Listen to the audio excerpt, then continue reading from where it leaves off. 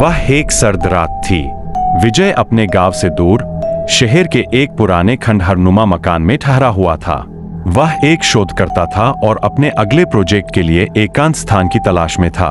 गांव वालों ने उसे चेतावनी दी थी कि वह जगह भूतिया है, पर विजय ने इसे अंधविश्वास मानते नजरअंदाज कर दिया।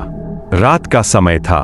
विजय अपनी किताबों में डूबा हुआ था जब अचानक उसे लगा कि कमरे के बाहर कोई हलचल हो रही है। उसने ध्यान नहीं दिया, सोचकर कि यह हवा होगी, लेकिन कुछ देर बाद दरवाजे पर धीमी सी दस्तक हुई।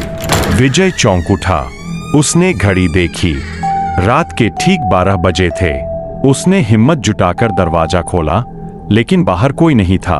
वह थोड़ा असहज महसूस करने लगा, पर खुद को समझा लिया कि यह उसकी मन की कल्पना मात्र है। वह वापस अपने काम में लग गया। कुछ समय बाद उसे फिर से अजीब सी आवाजें सुनाई देने लगीं। इस बार आवाजें तेज और स्पष्ट थीं, जैसे कोई धीमे धीमे कदमों से उसके पास आ रहा हो।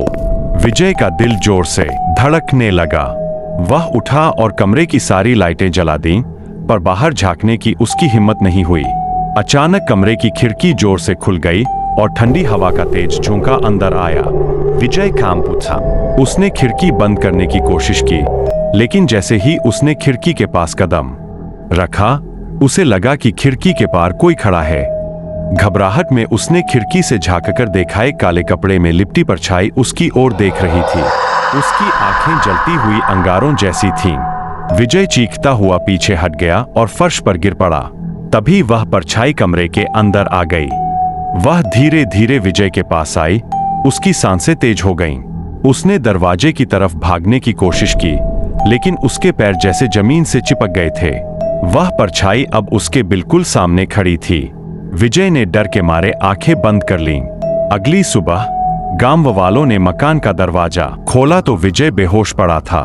उसकी आंखों में अजीब सा डर समाया हुआ था। उसे होश में लाने की हर कोशिश बेकार थी। लोग कहते हैं कि वह मकान आज भी खंडहर में खड़ा है, पर विजय जैसी हिम्मत करने वाला कोई नहीं बचा।